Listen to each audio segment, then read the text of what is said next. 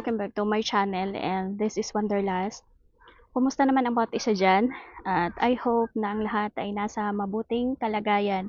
At sa mga hindi pa nakapag-subscribe, please do consider to hit subscribe. Isama nyo na rin ang bell button para you are keep updated and notified sa next nating mga videos. And for today's video, and by the way, andito ako ngayon sa outdoor kasi nga nag-hike ako at nakailang oras na din ako, so medyo pahinga muna tayo. Kasi nga, I still have the long way bago pa makarating ng bahay at naisipan kong gumawa ng video na to dito sa gitna dito sa gitna ng kabundukan. Ayan.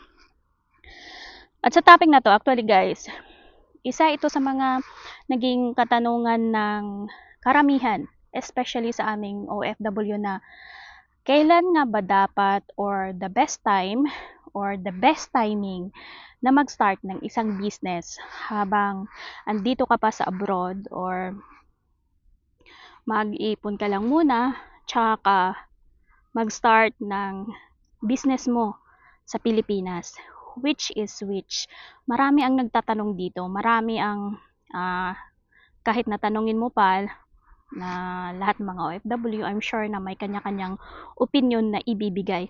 Kasi nga, hindi natin maiwasan na, of course, lalo pa sa mga matatagal na sa abroad, lalo pa sa mga medyo umiidad na or nagkakaedad na, darating naman talaga ang panahon na uuwi at uuwi tayo sa Pilipinas. So, isa sa mga agam natin ay yung ano nga ba yung magiging source ng income natin pag uwi natin sa Pilipinas. Kasi for how many years dito tayo sa abroad, nagtatrabaho tayo, syempre may income tayo, at alam naman natin na pag umuwi na tayo sa Pilipinas, hindi basta ganun kadali na pumasok ulit sa trabaho, 'di ba?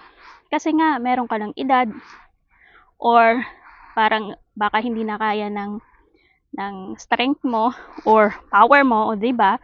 So yan, isa yan sa mga naging concern, especially sa aming mga OFW. Kaya nga maraming nagve-venture out kung ano ba ang mas maganda. Yung iba habang dito pa sa abroad ay mas prefer na mag-start na ng business, kasi para pag umuwi na sila ng Pilipinas, it's somewhat like a preparation. O 'di ba? Na pag umuwi na ng Pilipinas ay medyo stable na ang source of income. So meron din namang positive outcome yan at saka negative. Okay yan. Okay yan pag yung magmamanage ay talagang mapagkatiwalaan mo. Halimbawa, magpuput up ka ng isang business. Siyempre, maglalabas ka ng pera doon. Ipon mo yon for how many years siguro. And then, kasi nga andito ka, so it might be na papahawak mo sa kapatid mo, papahawak mo sa asawa mo, or papahawak mo sa kung sino man na tao na pwede mong mapagkatiwalaan. But still, andyan pa rin yung risk na baka malugi. At andyan din yung possibility na mag-prosper. So yung iba, gusto nila na mag-business while they are still here abroad working. Parang pag uwi nila ng Pilipinas, stable na yung business nila. Ganon. Actually guys, I've tried na way back 2016, actually nag-put up ako ng isang business sa Pilipinas, shop, pero hindi siya nag-prosper, or hindi siya, in short, nalugi. So, isa yon sa mga sample. Talagang, sa pag-business talaga, andyan talaga yung risk na baka malugi ka. Pero, I still tried. Kasi nga, yung isip ko noon na, parang preparation sa akin na pag-uwi ko, baka naman, o 'di ba, na pag-uwi ko, stable na siya, i-take over ko na lang yung pagmamanage, ganun yun. At another one is, yung iba, gusto naman na pag-uwi na ng Pilipinas, tsaka na sila magbi-business. Dahil nga, syempre yung iba, mas gusto nila na sila yung hahawak, sila yung sila yung hahawak ng business nila. Syempre naman, andyan kasi yung ano minsan na pag ikaw kasi mismo, pinaghirapan mo yun eh. Pinaghirapan mo yung pera, pinaghirapan mo um, yung kapital na ilalagay mo doon. So, andyan yung malasakit. Hindi ko naman sinasabi na pag ibang tao ang hawak ay walang malasakit. Pero, at least ikaw, di ba, mas hindi masakit sa'yo na pag yung iba na humawak tas nalugi kaysa ikaw ang hawak ang din nalugi.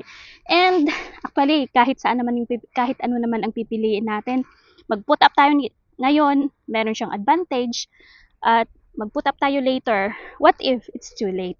O di ba? Kasi isipin mo, kailan ka pa kaya uuwi? Wherein sana kung nag-put up ka na nasa abroad ka pa, pag-uwi mo stable na. Okay. So, alin man ang pipiliin natin, meron talagang mga risk yan or merong mga negative tayo na mga kakaharapin. Importante lang ay you are willing to take the risk.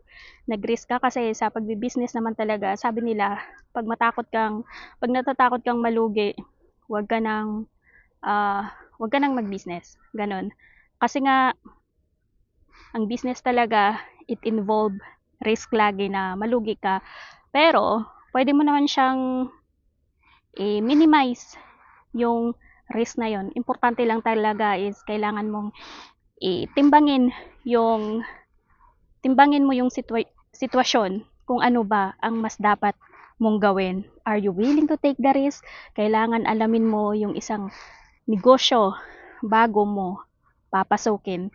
Kasi in business, hindi yan siya basta-basta na lang na pinut up mo, yun na yun. So marami kang dapat na i-consider dyan bago ito mag-prosper o bago ito magiging ano ba yung tawag? Bago ito na umunlad.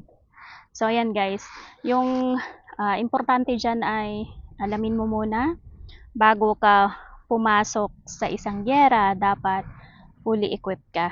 So yun lamang guys. It's up to you kung kailan mo gustong itry na mag-business. Ngayon ba na habang andito ka pa or tsaka na pag umuwi ka na? It's all up to you. Tandaan natin na whatever our choices, there's always consequences. There's always mga bagay tayo na kakaharapin. So maraming salamat sa inyong lahat guys. Thank you so much for watching. I hope na meron akong na ibahagi sa inyo. Yun lamang. Kasi nga, ang dami-dami kong naririnig tungkol sa question na yan. Kailan ba dapat? Kailan ba dapat tayo magsimula? O diba? So ako, na-try ko na dati habang andito pa ako, pero syempre maraming factors, maraming reasons bakit hindi yun umunlad, o diba, hindi yun naging successful ang business na yun. Well, at least I've tried, diba? So kung hindi man ngayon, maybe there is a perfect time. Maybe there is a perfect season for that. Pero ang mahalaga lang doon, na-fail man yun, but we never stop there. Okay? Meron tayong mga, sa bawat failure natin, it is a great opportunity na meron tayong matutunan na bagong lessons para magamit natin for the next one. Ayun. So maraming salamat guys. Thank you so much for watching. And maybe sa next ko na video, I will share ano yung based on my own experience, bakit nalulugi ang isang negosyo. Yung ganun. Ano ba yung mga dapat gawin para hindi ka malugi? Ganun siya. Okay. So, thank you so much for watching. This is Wanderlust. Maraming salamat sa inyong lahat. Shoutout sa inyong lahat dyan, sa lahat nating mga kaibigan na patuloy na nagsusupport sa atin. Thank you so much and God bless everyone. Isa lang laging ko sinasabi na whatever you do in life, always make sure that it makes you happy. Thank you so much for watching.